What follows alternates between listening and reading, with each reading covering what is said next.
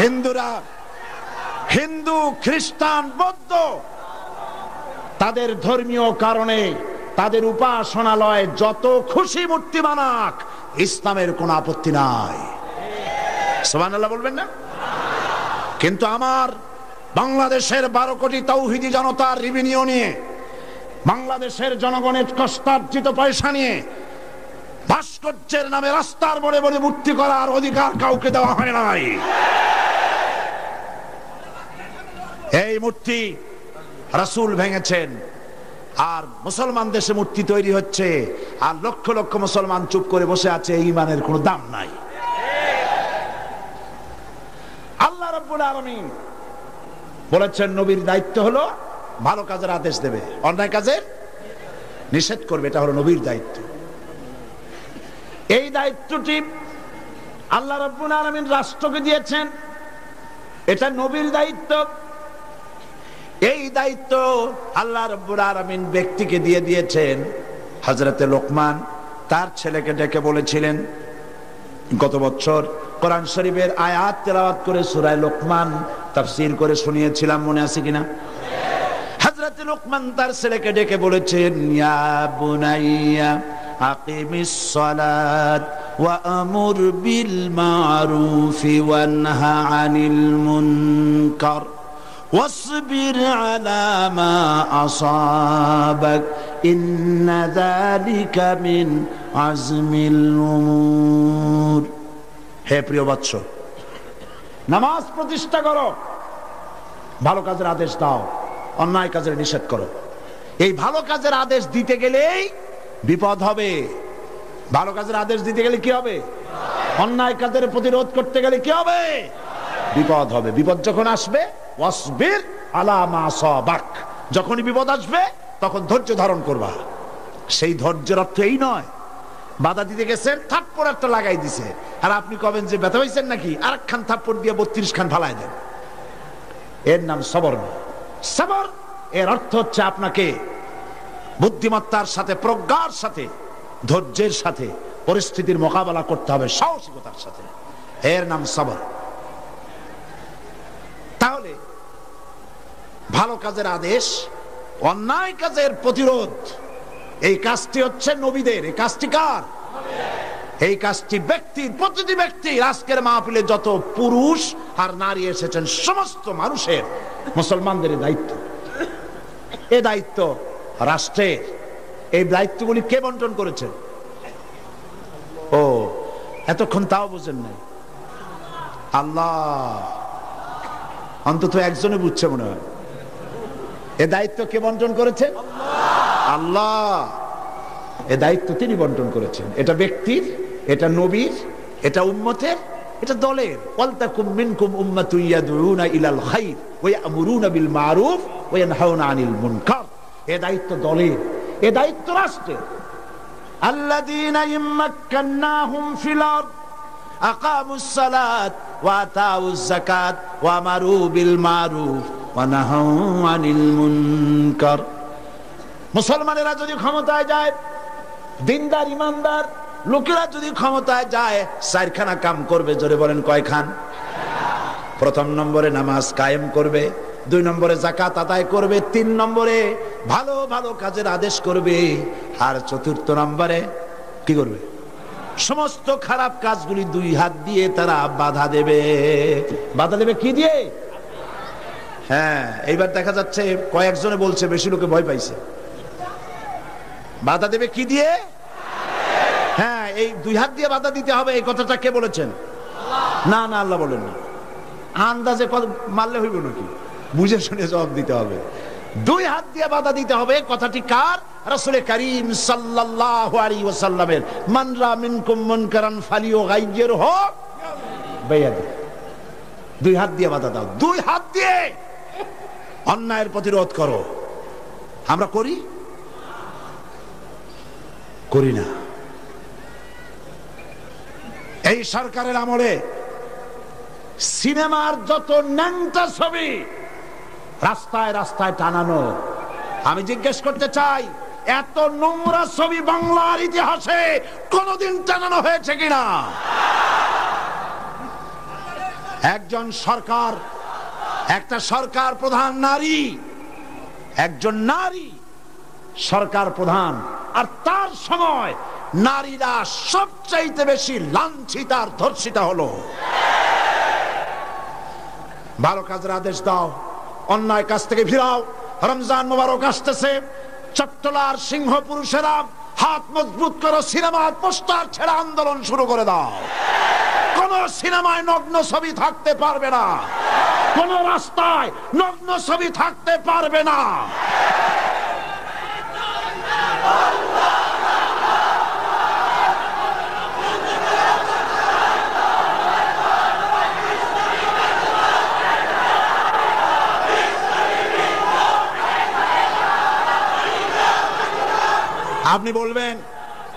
আপনি বলবেন জনগণকে ভালো হওয়ার জন্য, চরিত্রবান হবার জন্য ছেলেরা চরিত্রবান থাকবে কেমনে?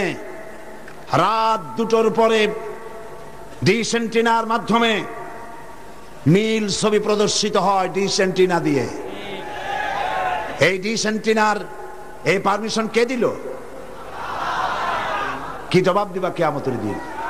এত ধর্ষণ বাড়তেছে খামোখা, উলঙ্গ ছবি রাস্তায় টানানো, আর রাতের বেলায় নীল ছবি প্রদর্শিত হচ্ছে ডিশ এন্টিনার মাধ্যমে, যুবক যুবতীরা দেখতেছে। চুরি হচ্ছে, ডাকাতি হচ্ছে, খুন হচ্ছে। বাংলাদেশ হাবিয়া দোজকে পরিণত হয়ে গেছে। আমি মুসলমানদের যেই দলের হন, যত মানুষ এখানে এসেছেন, সকলের বিবেকের কাছে দাবি করি, সকলের বিবেকের কাছে আপিল করি। টেলিভিশনে একটা অনুষ্ঠান দেখায় না, জাতির বিবেকের কাছে প্রশ্ন? জাতির বিবেকের কাছে প্রশ্ন করে লাভ নাই, সরকারের বিবেকের কাছে প্রশ্ন করতে চাই। এই ডিশ এন্টিনা বন্ধ করো, সিনেমার নোংরামি বন্ধ করো, নইলে তোমাকে ক্ষমতা থেকে দড়ি বেঁধে টেনে বঙ্গোপসাগরে নিক্ষেপ করা হবে।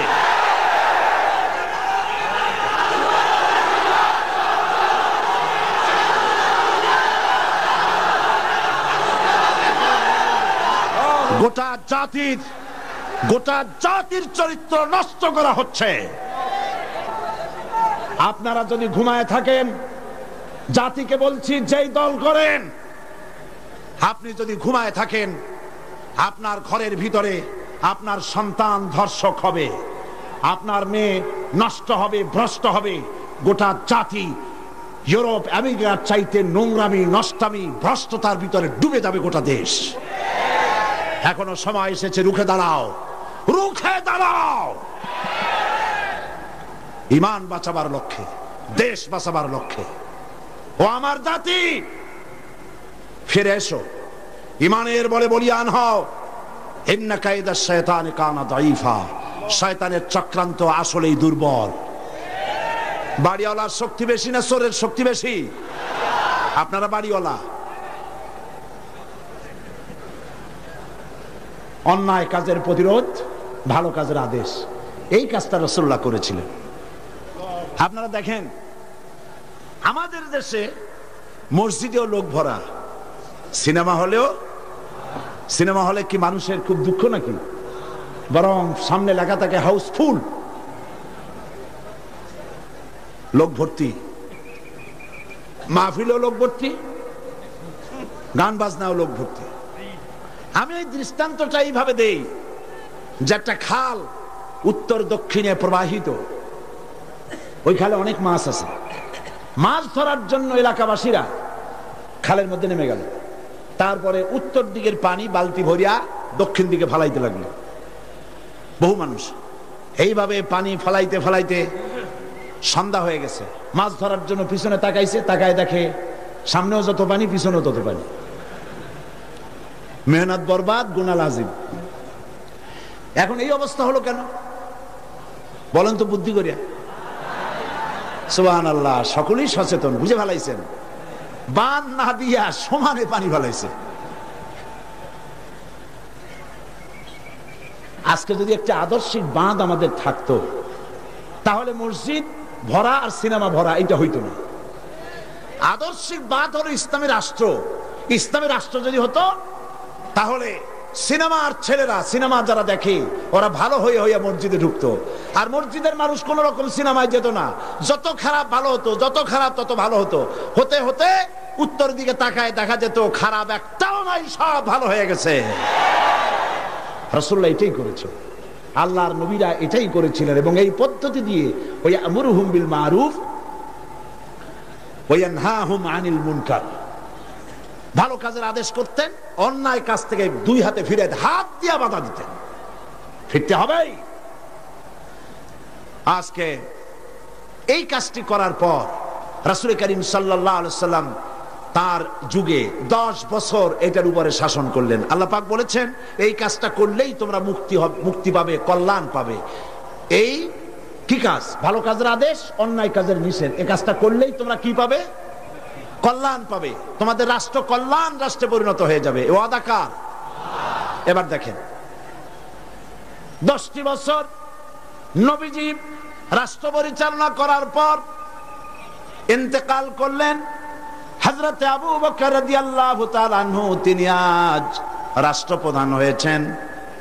হযরত আবু বকর রাষ্ট্রপ্রধান হয়ে হযরত ওমর রাদিয়াল্লাহু তাআলা আনহুকে তিনি বিচারক বানালেন। হযরত আবু বকর হচ্ছেন রাষ্ট্রপ্রধান, হযরত ওমর হলেন কি? বিচারক। 1 বছর পূর্ণ হয়ে গেছে। ঐতিহাসিকরা লিখছেন, লক্ষ্য করুন, আমারু বিল মারুফ নাহি আনিল মুনকারের সুফল লক্ষ্য করুন। হযরত ওমর 1 বছর বিচারালয় দায়িত্ব পালন করলেন জাস্টিস হিসেবে। ফামাকাসামান ফালাম ইখতাসিম ইলাইহি ইসনান। ঐতিহাসিকরা লিখছেন 1 বছর পূর্ণ হয়ে গেল, হযরত ওমরের আদালতে 2 জন লোক এমন আসলো না যে একজন আরেকজনের বিরুদ্ধে কোনো মামলা দায়ের করেছে। সুবহানাল্লাহ কইতে ইচ্ছে করে না? এমন একটা লোক এসে একটা মামলা দায়ের করে নাই। পৃথিবীতে কি কোনো দৃষ্টান্ত আছে যে 1 বছরের মধ্যে কোনো মামলা দায়ের হয় না? হযরতে ওমর আবু বকর রাদিয়াল্লাহু তাআলা আনহুর কাছে এসে বলছেন, মা হাজাতা বি ইনদা কওমিল মুমিনিনা ইয়া খলিফাত রাসূলিল্লাহ সাল্লাল্লাহু আলাইহি ওয়াসাল্লাম। হে রাসূলের খলিফা, এই কওমের জন্য বিচারপতির দরকারটা কি? তিনি জিজ্ঞেস করছেন, লিমাযা, কেন তুমি আমাকে এই প্রশ্ন করছো? তিনি শোনালেন যে আমার কাছে 1 বছর হয়ে গেল, একজন লোক এসে মামলা দায়ের করে নাই। হযরত আবু বকর বলছেন, এর কারণ হিসেবে তুমি কি মনে করো? কি কারণে তোমার কাছে কোনো বিচার আসলো না, একটা মামলাও দায়ের হইল না 1 বছরে? কারণটা কি? এবার শোনেন, কারণ বলছেন কে? বলতেছেন কারণটা? ওমর ফারুক রাদিয়াল্লাহু তাআলা আনহু কারণ বলছেন। কারণ কি? তিনি বলছেন, ও আমিরুল মুমিনিন, তুমি আমাকে এমন কওমের বিচারক বানিয়েছো যে কওমের দিন হচ্ছে দীনুহুমুন নাসিহা, যেই কওমের দিন হচ্ছে কল্যাণ কামনা করা। প্রত্যেক ব্যক্তি আরেকজনের কল্যাণ কামনা করে, কেউ শত্রুতা কামনা করে না। আজকে তাকে আমরা করি? আমি এক দল করি, আর এক দল সহ্য করি না। একজনে মিটিং করে, ওই জায়গায় আরেকজন মিটিং করে। একজন রাজনীতি করে, তার রাজনীতি সহ্য হয় না বলে 5 ট্রাক ময়লা ফালাই দিয়ে আসে। সে যুগে তারা কল্যাণ কামনা করে, আর আজকের যুগে কি করে? কল্লা কামনা করে। অমুকের কল্লা খুলে নেব আমরা। এখন কল্লা কামনা করা হয়, আর তখন কল্যাণ কামনা করা হতো। দীনুহুমুন নাসিহা ওয়া মানহাজুহুমুল কুরআন। এই জাতির মানহাজ, তাদের উদ্দেশ্য, তাদের লক্ষ্য, তাদের কনস্টিটিউশন, তাদের সংবিধান হচ্ছে কি? আল কোরআন। ওয়া আমালুহুম আল আমরু বিল মারুফ ওয়া নাহি আনিল মুনকার। আর এই কওমের কাজ হচ্ছে আমল, তাদের কাজ হচ্ছে ভালো কাজের আদেশ করে বেড়ানো, আর যার সামনে অন্যায় হয় 2 হাতে বাধা দিয়ে অন্যায় ফিরায় দেয়। সুবহানাল্লাহ। ওয়া আমালুহুম আল আমরু বিল মারুফ ওয়া নাহি আনিল মুনকার। এখানেই শেষ নয়। ও আমিরুল মুমিনিন, আপনি আমাকে এমন এক কওমের বিচারক বানিয়েছেন যেই কওমের জনগণের অবস্থা কি জানেন? ওয়াইদা আহাদুহুম মারিদু আদুহু, এদের মধ্যে একজন যদি অসুস্থ হয়, অনেক মানুষ হাদিয়া, ফল, ফ্রুটস ইত্যাদি হাদিয়া নিয়ে তার কাছে গিয়ে হাজির হয়। ভাই কেমন আছেন, আল্লাহ আপনার ভালো করুক, হাতে মুখে হাত বুলায় দেয়, মাথায় হাত বুলায় দেয়। এই শুশ্রূষায় 12 না অসুখ ভালো হয়ে যায়। ওয়াইজাফতাকারা নাসারুহু, আর যখন তো তাদের মধ্য থেকে কেউ ফকির হয়, গরিব হয়, সাহায্য করার জন্য লোকেরা এগিয়ে আসে। 50 টাকার দরকার, 2000 টাকা চলে আসছে। বাড়িতে চাল দিতে পারে না, বিল্ডিং এর ছাদ দেওয়ার মতো পয়সা চলে আসছে। ওয়াইজাহতাজা সাদুহু, আর যখন কারো কিছু প্রয়োজন হয়, সেই প্রয়োজন মিটাবার জন্য চতুর্দিক থেকে লোকেরা এসে হাজির হয়ে যায়।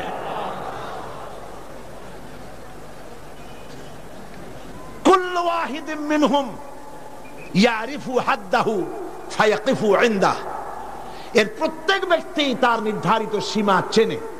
যেখানে আল্লাহ রাব্বুল আলামিন যে জিনিসকে হারাম করেছেন, ওই হারামের বর্ডারে গিয়ে দাঁড়ায় যায়, হারামকে ক্রস করে না। ফায়াকিফু ইনদাহু, সেখানে দাঁড়িয়ে যায়। ফাফিমা হুম ইয়াখতাসিমুনা ইলাইয়া ইয়া খলিফাতা রাসূলিল্লাহ সাল্লাল্লাহু আলাইহি ওয়াসাল্লাম। সুতরাং এই জাতির জন্য বিচারকের দরকারটা কি? খামোখা সারাদিন আমি বসে থাকি, বিচারকের কোনো দরকার নাই। আহারে সুবহানাল্লাহ বলতে পারলেন না। রাসূলুল্লাহ এই সমাজ তৈরি করেছিলেন। এই সমাজ জাতীয়তাবাদ, উগ্র জাতীয়তাবাদের মধ্য দিয়ে, সমাজতন্ত্রের মধ্য দিয়ে, ধর্ম নিরপেক্ষ মতবাদের মধ্য দিয়ে, আল্লাহর কসম এই সমাজের চেহারা আপনারা দেখতে পারবেন না। এই সমাজ যেটা রাসূলুল্লাহ করেছিলেন, সেই সমাজ যদি চান, এই সমাজ ভাঙতে হবে, নতুন সমাজ গড়তে হবে। দেন স্লোগান, এই সমাজ ভাঙতে হবে, নতুন সমাজ গড়তে হবে। এ সমাজকে ভেঙে দিয়ে, এই সমাজ ভেঙে দিয়ে নতুন যে সমাজ হবে, সেই সমাজ উগ্র জাতীয়তাবাদের সমাজ নয়, সমাজতন্ত্রের সমাজ নয়, ধর্ম নিরপেক্ষতাবাদের সমাজ অবশ্যই নয়। সেই সমাজ হবে আল্লাহ রাব্বুল আলামিনের দেওয়া, রাসূলের দেওয়া ইসলামী সমাজ। এই ধরনের একটি সমাজকে আপনারা চান? এই ধরনের সমাজকে চান? সেই ধরনের সমাজ প্রতিষ্ঠার জন্য কোরআনে কারীম বুঝতে হবে, রাসূলের প্রতি ঈমান মজবুত হতে হবে। রাসূল রাষ্ট্রপতি ছিলেন এবং তাম পৃথিবীতে তাকে দিয়ে আল্লাহ পাক রিসালাতের দায়িত্ব কমপ্লিট করে দিয়েছেন। এখন বলতে চাই, এই রাসূলের পরে আর কোন রাসূল আসবে না। এটা আকীদার ব্যাপার। কোন মুসলমান যদি এই আলোচনা থেকে নিজেকে বঞ্চিত করেন, তাহলে বলার কিছু নাই। এটি গুরুত্বপূর্ণ আলোচনা। খাতমে নবুয়ত, বিগত কয়েক যুগ ধরে ইসলামের বিরুদ্ধে যে সব ফিতনার উদ্ভব হয়েছে, তার মধ্যে নতুন নবুয়তের দাবি হচ্ছে একটি মারাত্মক ষড়যন্ত্র। এ ব্যাপারে খাতমে নবুয়তের বিশ্বাসের তাৎপর্য, গুরুত্ব অনুধাবন করা রিসালাতের অপরিহার্য দাবি। একজন নবীর পর আর একজন নবী আসতে পারে কেবলমাত্র 3টি কারণে। বোঝেন ভালো করে, একজন নবীর পরে আরেকজন নবীর আসার কারণ হতে পারে মাত্র 3টি। কয়টি? 1, প্রথম নবীর শিক্ষা বিলুপ্ত হয়ে গেছে এবং তা পুনর্বার পেশ করা প্রয়োজন, এই জন্য একজন নবী আসা দরকার। রাসূলুল্লাহর শিক্ষা কি বিলুপ্ত হয়েছে? রাসূলুল্লাহর শিক্ষা বিলুপ্ত হয়নি, চির অম্লান হয়ে আছে। নতুন নবীর প্রয়োজন নাই। 2, প্রথম নবীর শিক্ষা পূর্ণাঙ্গ নয় এবং তার শিক্ষা সংশোধনের বা পরিবর্তনের প্রয়োজন, এজন্য নতুন একজন নবীর প্রয়োজন। রাসূল করিম সাল্লাল্লাহু আলাইহি ওয়াসাল্লামের শিক্ষা কি পূর্ণাঙ্গ নয়? তা কি সংশোধন এবং পরিবর্তনের কোনো প্রয়োজন আছে? 3, প্রথম নবীর শিক্ষা একটি জাতির জন্য সীমাবদ্ধ, অন্যান্য জাতির জন্য আর একজন নবী দরকার। রাসূল করিম সাল্লাল্লাহু আলাইহি ওয়াসাল্লাম কি শুধু একটি জাতির নবী? রাসূল করিম সাল্লাল্লাহু আলাইহি ওয়াসাল্লাম হচ্ছেন বিশ্ব নবী। সুতরাং তার নবুয়তের পরে নতুন কোন নবীর আমদানির কোনো প্রয়োজন নাই। রাসূল করিম সাল্লাল্লাহু আলাইহি ওয়াসাল্লামের নবুয়ত শেষ, এরপরে আর কোন নবী? কোরআনে কারীমের চূড়ান্ত দলিল শুনুন, মা কানা মুহাম্মাদুন আবা আহাদিম মির রিজালিকুম ওয়ালাকির রাসূলুল্লাহি ওয়া খাতামান নাবিয়্যিন। মুহাম্মদ সাল্লাল্লাহু আলাইহি ওয়াসাল্লাম তোমাদের কোন পুরুষদের পিতা নন, বরং তিনি আল্লাহর রাসূল এবং নবীগণের পরিসমাপ্তকারী আর আল্লাহর সর্ববিষয়ে মহাজ্ঞানী। এই খাতামান নাবিয়্যিন, খাতাম শব্দের উল্লেখ করে নবুয়তের দুয়ার চিরকালের জন্য আল্লাহ পাক বন্ধ করে দিয়েছেন। সেই প্রথম শতাব্দী থেকে আজ পর্যন্ত, হিজরি প্রথম শতাব্দী থেকে নিয়ে পর্যন্ত পৃথিবীর সমস্ত উলামায়ে কিরামে একমত, পৃথিবীতে আর কোন নবী আসবেন না, আসার কোনো দরকার নেই। অথচ এই খাতামের অর্থ নতুন নবী, ভণ্ড নবী, মিথ্যা দাবিদার নবী, পৃথিবীর নিকৃষ্ট শয়তান গোলাম মোহাম্মদ কাদিয়ানী, আল্লাহর জাহান্নামের আগুন তার কবরে অনন্তকাল জ্বলতে থাকুক।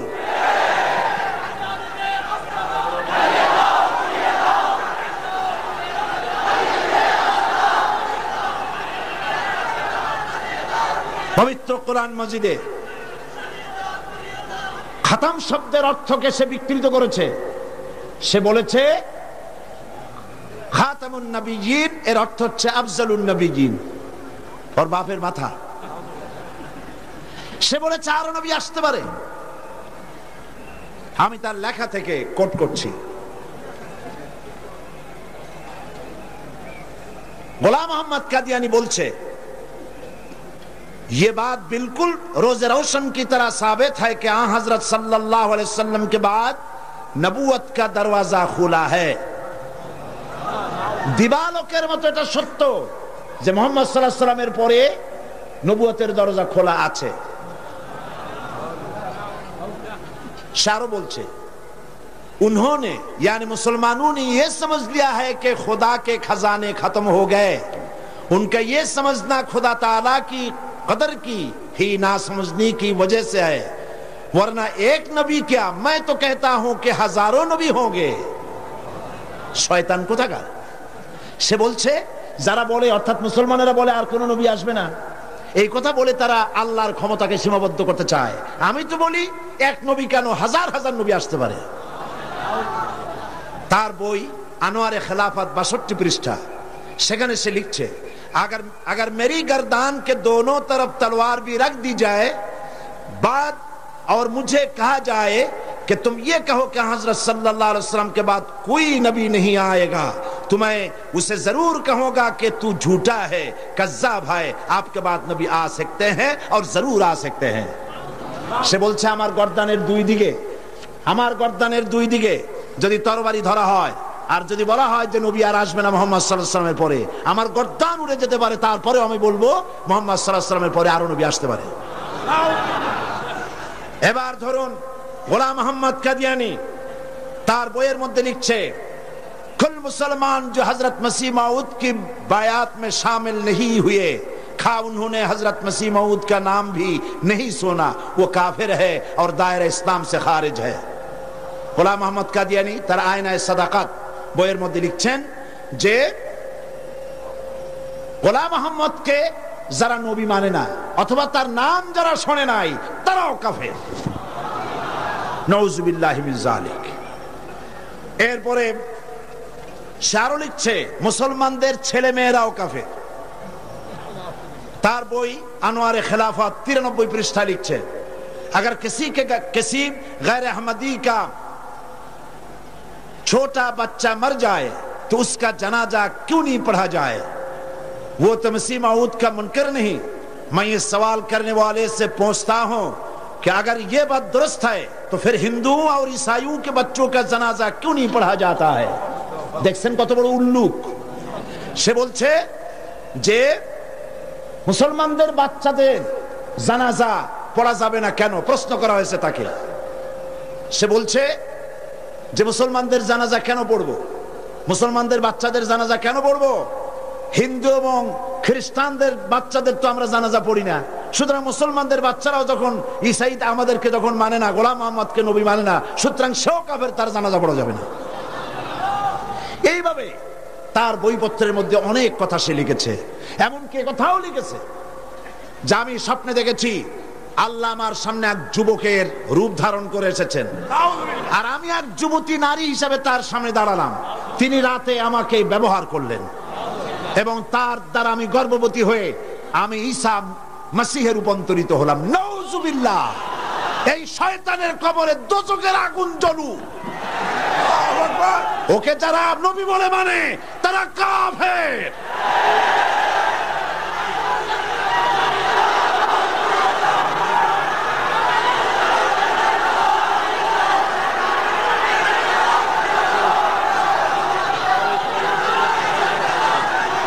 রাসূল করিম সাল্লাল্লাহু আলাইহি ওয়াসাল্লাম খাতমে নবুয়ত সম্পর্কে বলেছেন, ইন্না মাসালি ওয়া মাসালাল আমবিয়া মিন ক্বাবলি কামাসালি রাজুলিন বানা বাইতান ফাহসানাহু ওয়া আজমালাহু ইল্লা মাওদা'a লাবনাতিন মিন যাওয়াবিয়াতিন ফাজআলান নাসু ইয়াতুফুনা বিহি ওয়া ইউজিবুনা লাহু ওয়া ইয়াকুলুনা হাল্লা উদিআত হাযিহিল লাবনা ফাআনা আল লাবনা ওয়া আনা খাতামুন নবিয়্যিন। বুখারী কিতাবুল মানাকিব। আল্লাহর নবী বলেন, একটি বিল্ডিং, সেই বিল্ডিং এর ভিতরে যদি একখানা ইটের অভাব থাকে তাহলে প্রত্যেকের চোখে ধরা পড়বে একখানা ইট নাই। যখন ইটখানা পূর্ণ করা হবে, বিল্ডিংটি পূর্ণ হয়ে গেল। নবীজি বলেন নবুয়তের ইমারতে একখানা ইটের অভাব ছিল, রব্বুল আলামিন আমাকে সেই ইট হিসাবে জায়গা পূর্ণ করে নবুয়তের ইমারতকে কমপ্লিট করে দিয়েছেন। রাসূলুল্লাহ সাল্লাল্লাহু আলাইহি ওয়াসাল্লাম আন্না রিসালাতা ওয়ান নবুওয়াতা কাদ ইনকাতাত ফালা রাসূলা বাদি ওয়ালা নবুওয়া। রাসূল করিম সাল্লাল্লাহু আলাইহি ওয়াসাল্লাম বলেছেন, রিসালাত এবং নবুয়তের দরজা কাট হয়ে গেছে, নতুন করে কোন নবী বা রাসূল পৃথিবীতে আর আসবে না। قال النبي صلى الله عليه وسلم لو كان بعدي نبي لكان عمر بن الخطاب رضي الله تعالى عنه। আমার পরে যদি কেউ নবী হতো অবশ্যই ওমরকে আল্লাহ পাক নবী বানায় দিতেন। قال رسول الله صلى الله عليه وسلم لا نبي بعدي ولا امه بعد امتي। আমার পরে আর কোন নবী নয়, আমার উম্মতের পরে আর কোন উম্মত নাই। রাসূল করিম সাল্লাল্লাহু আলাইহি ওয়াসাল্লাম বলেছেন, আন সাওবান রাদিয়াল্লাহু তাআলা আনহু আন্নাহু قال قال رسول الله صلى الله عليه وسلم وأنه سيكون في أمتي 30 كذبون كلهم يزعم أنه نبي وأنا خاتم النبيين لا نبي بعدي। رواه أبو داود كتاب الفتن। আবু দাউদ শরীফে এসেছে রাসূল করিম সাল্লাল্লাহু আলাইহি ওয়াসাল্লাম বলেছেন, আমার পরে 30 জন মিথ্যাবাদী নবুয়তের দাবি করবে। মিথ্যাবাদী, কাযযাব, দাজ্জাল। অথচ আমার পরে আমি শেষ নবী, আমার পরে আর কোন নবী আসবে না। রাসূলুল্লাহ সাল্লাল্লাহু আলাইহি ওয়াসাল্লামের জীবনের শেষ ভাগে মুসাইলামা কাযযাব মিথ্যা নবুয়তের দাবি করলো। রাসূলের পরে যদি আর কোন নবী আসার গুঞ্জাইশ থাকতো তাহলে আপনারা বলেন, হুজুরের ইন্তেকালের পর সর্বপ্রথম যে যুদ্ধ হলো সেটা তো এই যুদ্ধই ছিল। মুসাইলামা কাযযাবকে গ্রেফতার করার জন্য, তার বিরুদ্ধে যুদ্ধ করার জন্য সমস্ত সাহাবায়ে কেরাম এক হয়ে গিয়েছিলেন। রাসূলের পরে আর কেউ নবী হবে এটা যদি বৈধ হতো তাহলে সাহাবায়ে কেরাম এই যুদ্ধে যেতেন না, ঠিক কিনা? তার বিরুদ্ধে যুদ্ধ করেছেন। সেই বেটা নবুয়তের দাবি করছে, লোকেরা কয় আপনি তো খালি নবী নবী করেন, তা আপনার ওহী কই? কয় যে দেখো কেবল না নবী হইলাম, একটু অপেক্ষা তো করবা। হ্যাঁ, জিবরাইল আসুক। কয়েকদিন পর কয় যে জিবরাইল আসছিল আজকে। তারপর কি সূরা পাইলেন? কয় যে সূরা একখান পাইছে। সূরা কয় শোনা না আমাদেরকে, তো উম্মত তো কিছু পাবেই। উম্মত পাবে না? এখনো কেউ দাবি করুক নবী, দেখবেন কিছু উম্মত পেয়ে যাবে। পাগল ছাগলের তো অভাব নাই, ঠিক কিনা? তা না হলে গোসল শরীফের পানি মানুষে খাইতে পারে? নাউজুবিল্লাহ। কোন একজন পীর হয়, ওনার একটা গোসল শরীফ হবে, গোসলের পানি শরীরের যত জায়গা ধুইয়া পড়লো, নাউজুবিল্লাহ, এইগুলা মানুষে খায়। সুতরাং পাগল ছাগলের অভাব নাই। পাগল ছাগল আছে, কিছু উম্মত পাইয়া গেছে, উম্মতেরা কয় সূরা কই, কয় পাইছি সূরা। সূরা একটা শোনাই দিল, ইন্না আ'তাইনাকাল আকা ফাসাল্লি লিরাব্বিকা ওয়াজআক ইন্না শানিয়াকা হুয়াল আবলাক। উম্মতেরা কয় যে তো মহামরণ, এ কি সূরায় পড়তে গেলে তো কাশি আসে। আর অর্থ কি? রাসূলুল্লাহর উপরে যে সূরা নাজিল হইছে সুবহানাল্লাহ, তা শুনলে চোখ দিয়া পানি পড়ে। আর এটা সূরা হইল, অর্থটা কি? আমি তোমাকে নিশ্চয়ই হুতুম পেশা দান করেছি, সুতরাং তোমার রবের উদ্দেশ্যে চিৎকার মারো, তোমার শত্রুরা শ্বেত এবং কালো বর্ণের হবে। এটা হইল কি? আগা নাই মাথা নাই, তো হইল কি? তারপরে যুদ্ধ হলো, শয়তান মরল। 30 জন মিথ্যাবাদী নবুয়তের দাবি করবে, তার মধ্যে সর্বশেষ এই নবুয়তের দাবি করতে আসলো গোলাম মোহাম্মদ কাদিয়ানী। অথচ রাসূলের পর যার কোন নবী আসবে না, কোরআন সাক্ষী, সমস্ত হাদিস গুলি সাক্ষী। কোরআন শরীফের যত তাফসীর আছে, কাশাফ, বাইজাবি, তাবারি, কুরতুবি, রুহুল বায়ান, রুহুল মানি, খাজিন, দুররে মনসুর ফি জিলালিল কোরআন, জালালাইন, যত তাফসীর, আরবি তাফসীর পৃথিবীতে আছে, সমস্ত তাফসীর খাতামুন নবীনের তাফসীর করেছে। এরপরে আর কোন নবী আসবে না। একটি কথা মাঝখানে শোনায়নি, এই পৃথিবীতে খ্রিস্টান এবং ইহুদিরা যখনই মুসলমানদেরকে আক্রমণ করতে চেয়েছে কোনো ব্যাপারে, তখন মুসলমানদেরকে ব্যবহার করেছে। ঠিক না? মুসলমানদেরকে ব্যবহার করেছে। রাসূলুল্লাহকে গালি দেওয়ার জন্য বাংলাদেশে কবি নামের কলঙ্ক দাউদ হায়দার নামক এক শয়তানকে তারা ব্যবহার করেছিল। আবার কোরআন শরীফকে সংশোধন করতে হবে বলে নারী নামের কলঙ্ক, ওই শয়তানের নাম নেব না, তারে ব্যবহার করছিল। হযরত আয়েশা রাদিয়াল্লাহু তাআলা আনহাকে গালি দেওয়ার জন্য সালমান রুশদির মতো একটা শয়তানকে তারা ব্যবহার করেছিল। অনুরূপভাবে খাতমে নবুয়তের উপরে হামলা করার জন্য খ্রিস্টান আর ইহুদিরা আগায় আসে নাই, গোলাম মোহাম্মদ নামক এক শয়তানকে ব্যবহার করেছে। সে বলল আমি নবী। তারপরে এইসব হাবিজাবি বইপত্র লিখলো, উর্দুতে, ইংরেজিতে, নানান ভাষায় লিখলো। সে ছিল ইংরেজের দালাল। এরপরে আরেকটি কথা হচ্ছে, ইমাম আজম রাহমাতুল্লাহ আলাইহি বলেছেন, আপনারা বিরক্ত হচ্ছেন না তো? ইমাম আজম রাহমাতুল্লাহ আলাইহি বলেছেন, মুহাম্মদ সাল্লাল্লাহু আলাইহি ওয়াসাল্লামের পরে যদি কেউ নবুয়তের দাবি করে, তার কাছে দলিল চাওয়া যাবে না, যে তুমি যে নবী তার দলিল কি দাও। এই দলিল চাওয়া গুমরাহি, কুফরি। কারণ তুমি প্রমাণ করেছো সে যদি দলিল দিতে পারে তাহলে তার নবুয়ত তুমি মানবা। নাউজুবিল্লাহ। মাওলানা আতাউল্লাহ শাহ বুখারী রাহমাতুল্লাহ আলাইহি সেই যুগের শ্রেষ্ঠ আলেম,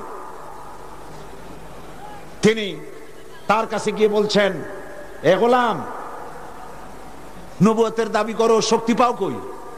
কয় শক্তি দিছে আমার কোরআন শরীফ। কোথায় আছে? কয় কোরআন শরীফে আছে না, সূরা আস-সফের মধ্যে আমাকে বলা হয়েছে ঈসা আলাইহিস সালাম আমার ব্যাপারে বলেছেন, ইয়াতি মিন বাদ ইসমুহু আহমদ, আমার পরে একজন আসবেন তার নাম হবে আহমদ, আমি সেই আহমদ। মাওলানা বুখারী বললেন, ঈসা আলাইহিস সালাম যার কথা বলে গেছেন তার নাম আহমদ, আর তোর নাম হচ্ছে গোলাম আহমদ। তার অর্থ হচ্ছে ঈসা আলাইহিস সালাম যে আহমদের কথা বলেছেন সেই আহমদের তুই গোলাম। গোলাম আহমদ বলছে, এটা তো খুব মুশকিল হয়ে গেল। তাহলে আমি আমার নামের প্রথম শব্দ বাদ দিয়ে দিলাম, গোলাম বাদ দিলাম, আজ থেকে আহমদ হয়ে গেলাম। এখন কি করবেন? মাওলানা বলছেন, বহুত ঠিক, তোমার ফতোয়া দিয়ে আমি বলতে চাই, নামের প্রথম অংশ বাদ দেওয়া যদি জায়েজ হয়, তুমি যেমন বাদ দিছো আমারটাও বাদ দিলাম। আমার নাম আতা আল্লাহ, আমার নামের আতা বাদ দিলাম। আমার নামের আতা বাদ দিলে আমি আল্লাহ হই, আর আমি আল্লাহ হয়ে কই তোর মতো গাধারে আমি নবুয়ত দেই নাই। এরপর এই শয়তানের মউত হলো। উম্মতেরা তালাশ করে পায় না, 3 দিন খোঁজ নাই, নবী গেল কই? খুঁজতে খুঁজতে টয়লেটের মধ্যে দিয়া গন্ধের জ্বালায় অস্থির, যাইয়া দেখে টয়লেটে যা থাকে খাইয়া পেট ফুলাইয়া শয়তান মরে রইছে। নাউজুবিল্লাহ। এই গোলাম মোহাম্মদ কাদিয়ানী কাফের। আমি বুঝতে পারি না মানুষের কেন হুশ হয় না। দুনিয়ার কোন আলেম কাদিয়ানি সম্প্রদায়ের মধ্যে কোনো আলেম নাই, কোন আলেম নাই, একজন আলেমও নাই। এদেরকে খ্রিস্টানেরা পোষে, আর পোষে আমার দেশের সরকার। তা না হলে পরে আমি সরকারকে বলতে চাই, তোমরা যদি মুহাম্মদ সাল্লাল্লাহু আলাইহি ওয়াসাল্লামকে শেষ নবী মানো, তাহলে গোলাম মুহাম্মদকে নন মুসলিম মাইনরিটি কাফের বলতে বাধা কোথায়? তার অর্থই হচ্ছে তোমরা সহনশীল, গোলাম মোহাম্মদ কাদিয়ানী আর কাদিয়ানীদের কাছ থেকে অর্থ পেয়ে, বৃত্ত পেয়ে তাদের প্রতি সহনশীল হয়েছ। এই পৃথিবীর 18টি মুসলিম দেশ কাদিয়ানীদেরকে নন মুসলিম মাইনরিটি হিসেবে ঘোষণা করেছে। বাংলাদেশকেও করতে হবে। সেই সৌভাগ্য এই পোড়া কপালিয়া সরকারের আছে কিনা আমি জানি না। বাংলাদেশের সমস্ত আলেম, সমস্ত পীর সব একমত, হিন্দুরা যেভাবে দেশে বাস করে স্বাধীন নাগরিক হিসেবে, বৌদ্ধ খ্রিস্টানরা যেভাবে বাস করে এবং নাগরিক সুবিধা গ্রহণ করে, কাদিয়ানীরাও সেভাবে নাগরিক সুবিধা ভোগ করবে। তবে নন মুসলিম মাইনরিটি হিসেবে ভোগ করতে হবে, মুসলমান নামে ভোগ করতে পারবে না। এবং কোন কাদিয়ানীর মসজিদ থাকবে না। কাদিয়ানীদের মসজিদ নয়, উপাসনালয়। তাদের মসজিদের ইমাম হয় না, পুরোহিত হয়। তাদের উপাসনালয়ের ভিতরে পাওয়া গেল বোমা, ডিনামাইট। তাদের পুরোহিতদেরকে গ্রেফতার না করে, তাদের নেতাদেরকে গ্রেফতার না করে, আল্লাহর বান্দা এদেশের আলেমদেরকে গ্রেফতার করে পুলিশ রিমান্ডে নিয়ে নির্যাতন চালানো হচ্ছে। মনে রেখো, আল্লাহ বলেন, ওয়ায়ামুদ্দুহুম ফি তুগয়ানিহিম ইয়ামাহুন, আমি সীমা লঙ্ঘনকারীদেরকে ঢিল দেই, দেখি কদ্দুর পারো। তারপরে যখন প্রান্ত সীমায় চলে যায়, ইন্না বাতশা রাব্বিকা লাশাদীদ, তোমার প্রভু যখন ধরে, তোমার প্রভুর পাকড়াও সিরিয়াস হয়ে যায়। হাতের কাছে 100 টেলিফোন থাকলেও টেলিফোনের গায়ে হাত যাওয়ার আগে ব্রাশ ফায়ার হয়ে কলিজা উড়ে চলে যাবে। আল্লাহকে ভয় করো। কারে ভয় করো? চিল্লাও, কারে ভয় করো? আল্লাহ পাককে ভয় করো। কাদিয়ানীরা কাফের, তাদের কুফরি থেকে, তাদের অনিষ্টতা থেকে দেশকে বাঁচাও। আমি আজ আপনাদের সামনে কথা স্পষ্টভাবে বলতে চাই, মুহাম্মদ সাল্লাল্লাহু আলাইহি ওয়াসাল্লামের খাতমে নবুয়তের উপর ঈমান আনা আমাদের জন্য ফরজ। হুজুরের পরে আর কোন নবী আসবে না। আমার কথার ভুল অর্থ করার কোনো সুযোগ নাই, স্পষ্ট কথা বলছি। আমি আপনাদেরকে আরজ করব, আগামীকাল এই আয়াতের বাকি অংশ আপনাদের সামনে পেশ করব ইনশাআল্লাহ। মুনাজাতের জন্য সব মুসলমান যার যার জায়গায় 1 সেকেন্ডের ভিতরে বসে পড়ুন। এত বড় মাহফিলের মুনাজাত কেউ নষ্ট করবেন না। সবাইকে বসতে বলেছি, দাঁড়ানো লোকেরা সবাই বসুন, আর জোরে সরে জিকির করেন সুবহানাল্লাহ, আলহামদুলিল্লাহ।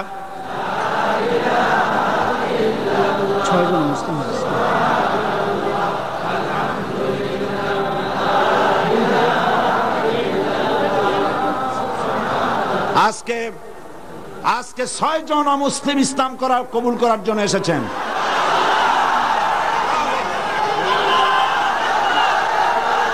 আমি আর একটা কথা শোনাই, আর একটি কথা শুনুন, থামেন, আর একটি কথা শোনেন। মুনাজাতের কথা শুনে প্রত্যেক দিন যারা হাঁটেন, আমি তাদেরকে অনুরোধ করবো, আল্লাহর রাস্তায় আগামীকাল মাহফিলের ভেতরে ঢুকবেন না। মেহেরবানি করে মাহফিলের চতুর্দিকে থাকবেন, যাতে মুনাজাতের নাম শুনলেই আপনারা দৌড় মারতে পারেন। আল্লাহর রাস্তার ভিতরে ঢুকবেন না। হাজার হাজার মানুষ পাড়ায় আপনারা যান, আপনাদের লজ্জা হওয়া উচিত। সবাই জিকির করেন সুবহানাল্লাহ।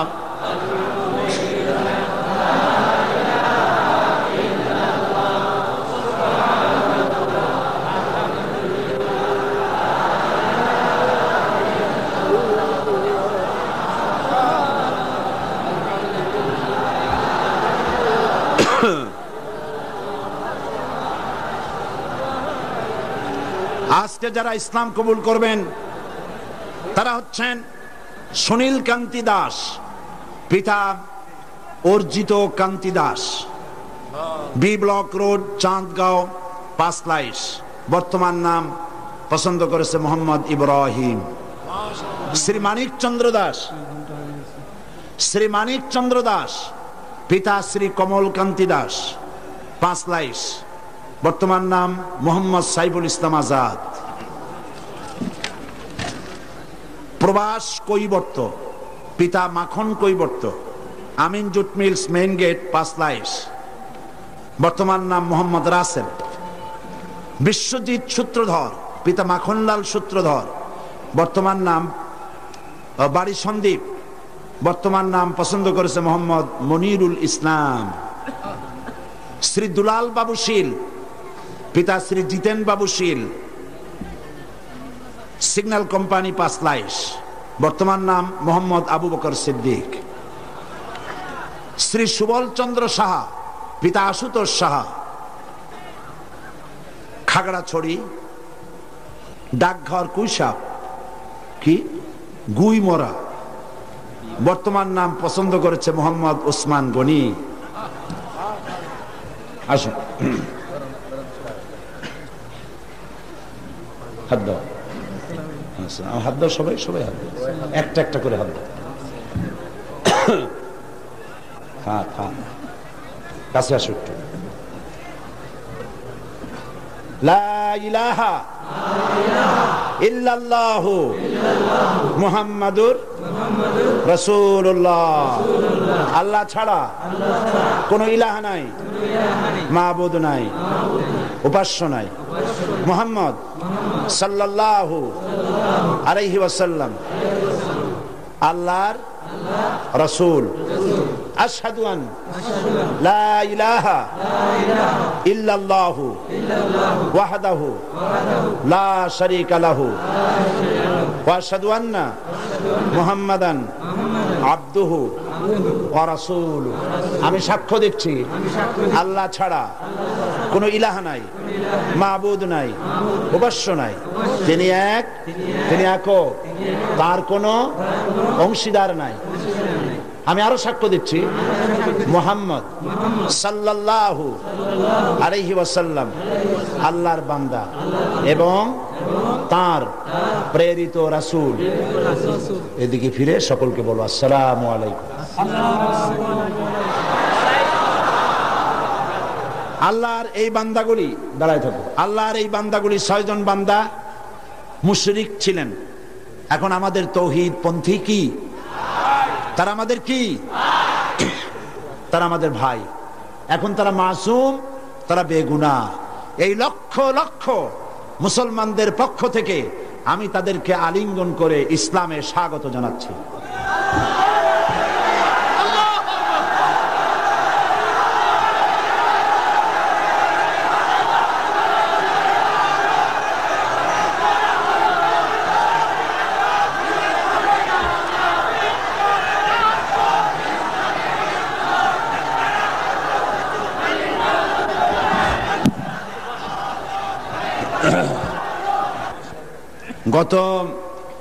গতদিন মহিলা মাহফিল কবে হয়েছিল? গতকাল মহিলা মাহফিলে এক বোন প্রশ্ন করেছিলেন যে বিনবাজ, আব্দুল্লাহ বিন বাজ, যিনি ইন্তেকাল করেছেন, সৌদি আরবের গ্রান্ড মুফতি এবং বর্তমান বিশ্বের শ্রেষ্ঠ আলেম, নওয়ারাল্লাহু মারকাদাহু ওয়া জালাল জান্নাতা মাসওয়াহু। আল্লাহ তাকে জান্নাতুল ফিরদাউসের মেহমান বানিয়ে নেন। অনেক বড় আলেম, উঁচু পায়ার আলেম। তো সে বোন প্রশ্ন করেছেন যে তার এক কিতাব পড়েছেন তিনি, সেখানে লেখা আছে যে নামাজের নিয়ত করতে হবে না, নিয়ত যেভাবে পড়া হয় এইভাবে মুখে নিয়ত পড়া লাগবে না। এটা ঠিক কিনা আমার কাছে প্রশ্ন করেছেন। তা আমি প্রশ্নের জবাবে বলেছি যে বিন বাজ সারা পৃথিবীতে স্বীকৃত শ্রেষ্ঠ আলেম, সমস্ত ওলামা মহলের কাছে তাকে ওস্তাজুল ওলামা বলা হয়, ওস্তাজুল আসাতিজা বলা হয়। সুতরাং তিনি ভুল লেখেননি। আরবিতে যেভাবে আমাদের দেশে নিয়ত পড়া হয়, নওয়াইতু আন উসাল্লি লিল্লাহি তাআলা রাকাতায় সালাতিল, এই যে নিয়তটা আরবিতে আমরা পড়ি, এইভাবে হুজুর সাল্লাল্লাহু আলাইহি ওয়াসাল্লাম পড়েন নাই, সাহাবায়ে কেরাম এরকম পড়েন নাই। সুতরাং মনে মনে নিয়ত করা নামাজের জন্য নিয়ত করা, সেটা যে ভাষাই হোক এটা চলতে পারে, মুখে ওইভাবে উচ্চারণ করা প্রয়োজন নেই। এই কথাটা বলায় একজন আমাকে লিখেছেন যে এটা নাকি আজকে টক অফ দ্য টাউন, সারা একেবারে শহরে এটাই হয়েছে যে নামাজের নাকি নিয়ত করা লাগবে না, কোনো জিনিসের নাকি নিয়তই দরকার নেই। মানুষ শোনে একটা, বোঝে আর একটা, বলে আর একটা। নিয়ত তো করতে হবে, কিন্তু মুখে ওইভাবে নিয়ত মুখে উচ্চারণ করা এভাবে হাদিস শরীফে কোথাও নাই, রাসূল সাল্লাল্লাহু আলাইহি ওয়াসাল্লাম করেন নাই, সাহাবায়ে কেরাম করেন নাই। সুতরাং এগুলো নিয়ে উল্টাপাল্টা মন্তব্য পেশ করার কোনো জরুরত নেই। হ্যাঁ, নিয়ত তো করবে, নিয়ত তো করতে হবে, সেটা তো বললাম না। নিয়ত পড়তে হবে, কিন্তু মুখে ওইভাবে উচ্চারণ করার জরুরত নেই। একজন বলেছে আপনি টাকা দিয়ে প্রতি বছর মুসলমান বানান, দেখছেন অবস্থা? এইসব প্রশ্ন আমার কাছে দেন কি কেমন? এদের জিজ্ঞেস করেন এই 6 জনের কাছে যে আমি কয় টাকা দিছি, আমি জিন্দিগিতে এদের দেখছি কিনা, এরা আমারে দেখছে কিনা। আল্লাহ হেদায়েত করুন। জি, তো আমি নিয়তের ব্যাপারটা পরিষ্কার করে দিতে চাই। প্রত্যেক কাজের নিয়ত করতে হবে। ইন্নামাল আমালু বিন্নিয়াত, নিয়তটাই হচ্ছে প্রধান। তবে মুখে উচ্চারণ করার যে রীতি চালু হয়েছে এভাবে হাদিস শরীফে নাই। নিয়তটা করতে হবে, তবে এভাবে নয় যেভাবে আমরা করা বাধ্যতামূলক মনে করি। কথাটা পরিষ্কার হয়েছে কিনা? আলহামদুলিল্লাহ। এখন আরেকটি কথা আপনাদের সামনে বলতে চাই যে তাফসীরুল কোরআন মাহফিল এই বিশাল জনসমুদ্র প্রতি বছর এখানে হয়। এই বছর রাজনৈতিক কারণে নানান অসুবিধা হয়েছে, যার কারণে মাওলানা শামসুদ্দিন সাহেব এবং তার সাথীরা আপনাদের খেদমতে আপনাদের দুয়ারে দুয়ারে যেতে পারেন নাই, যেমন অন্যান্য বছর যেয়ে থাকেন। হরতাল হয়েছে, বিক্ষোভ হয়েছে, মিছিল হয়েছে, নানান রকমের ক্রাইসিস হয়েছে, যার জন্য যেতে পারেনি। ফলে 21 লক্ষ টাকা যেখানে বাজেট, এই বাজেট তারা পুরো করতে পারেননি। অথচ এখানে যত লোক বসে আছেন সকলে প্রাণ খুলে, প্রাণ উজাড় করে সাহায্য করলে উনি নিশ্চয়ই ঋণগ্রস্ত থাকবেন না। আপনারা করবেন না তা? তাফসীরুল কোরআন মাহফিলকে ঋণ মুক্ত করতে প্রস্তুত আছেন কিনা? আল্লাহ পাক, আমি জানি আপনারা এটা করবেন, আর আল্লাহ পাক সমাজ কল্যাণকে মাকরুজ রাখবেন না, ইনশাআল্লাহ। আমরা বলি ইনশাআল্লাহ। আরেকটি কথা, সেটি হচ্ছে বাংলাদেশে এত বড় বই মেলা, ইসলামের পক্ষে এত বড় বই মেলা বাংলাদেশের কোথাও হয় না। আলহামদুলিল্লাহ বলবেন না? আলহামদুলিল্লাহ বলবেন না? এবং এই বই মেলা নিছক সলিড ইসলামের পক্ষে। এখানে কোন নাস্তিক, মুরতাদ, ইসলাম বিরোধী কোন লেখকের কোন লেখা একটা পাতাও এখানে আসে না। এটা সলিড ইসলামের বই মেলা। আলহামদুলিল্লাহ কোন? আর বই কেনা একটা অভ্যাসে পরিণত করুন। বিবাহ শাদীতে থালাবাটি, ঘটি গ্লাস উপহার না দিয়া বই উপহার দিন। একটা বই একজনকে দেওয়ার অর্থ হলো ইসলামের একটা কর্মী তার সাথে দিয়ে দেওয়া, তার জীবনের পরিবর্তন এসে যাবে। বিবাহে তাফসীর হাদিয়া দেওয়ার অভ্যাস করুন। ইসলামের বইপত্র, ইসলামী সাহিত্য সুন্দর করে র্যাপিং কাগজে পেঁচাইয়া ফুল টুল দিয়া কায়দা করে এইটা দেওয়ার ব্যবস্থা করেন। থালাবাটি, ঘটি গ্লাস, স্যুপ, কাপ ইত্যাদিও মানুষ কিনতেই পারবে, ওগুলো নিয়ে অসুবিধা হবে না। বই দিবেন। উপহার কি দিবেন? স্ত্রীকে দিবেন, মেয়েকে দিবেন, বোনকে দিবেন, সকলকে দিবেন। আমি চাই যত লোক এসেছেন প্রত্যেকের হাতে একটা করে বই দেখতে চাই। রাজি আছেন? তা 5 টাকা দামের বই হোক অথবা 200 টাকা দামের বই হোক, প্রত্যেকের হাতে বই নিতে হবে। বই হবে ইসলামী আন্দোলনের প্রতিকৃত। জোরে বলেন আমিন। তাফসীরুল কোরআন ফি জিলালিল কোরআন, সৈয়দ কুতুব শহীদ রহমতুল্লাহ আলাইহির 22 খণ্ডে এটা বাংলা পূর্ণ হয়ে গেছে। বলেন আলহামদুলিল্লাহ। এই তাফসীর এখানে এসেছে 5000 টাকার হাদিয়া, 22 খণ্ড। কিন্তু তাফসীরুল কোরআন মাহফিল উপলক্ষে মাত্র 3000 টাকা। আপনারা গ্রহণ করুন, মানুষকে হাদিয়া দেন, নিজেরা কোরআন শরীফ জেনে পড়ে তার দ্বারা জীবনকে ধন্য করুন। এবং রিসালাতের উপরে যে আলোচনা আমি করতেছি এই 2 দিন ধরে, এর উপরে আমার অত্যন্ত স্নেহের জনাব অধ্যাপক মফিজুর রহমান সাহেবের লেখা কোরআনের আয়নায় বিম্বিত রাসূলুল্লাহ সাল্লাল্লাহু আলাইহি ওয়াসাল্লাম, ইসলামী ছাত্র শিবিরের এটা পাঠ্যপুস্তক হিসেবে তারা গ্রহণ করেছে। এই বইটি অত্যন্ত গুরুত্বপূর্ণ, কোরআন হাদিস দিয়ে ভরা। আপনারা মেহেরবানি করে সে বই গ্রহণ করার জন্য চেষ্টা করবেন। আল্লাহ তৌফিক দিন। না বলে বুঝবেন, না বললে বুঝবেন না যে কি বই নেবেন। সেই জন্য বলছি, কোরআনের বই, হাদিসের বই, অসংখ্য বই আছে। হাত ভর্তি করে, পকেট ভর্তি করে আপনারা বই নিয়ে যান। আল্লাহ পাক আপনাদেরকে তৌফিক দান করুন।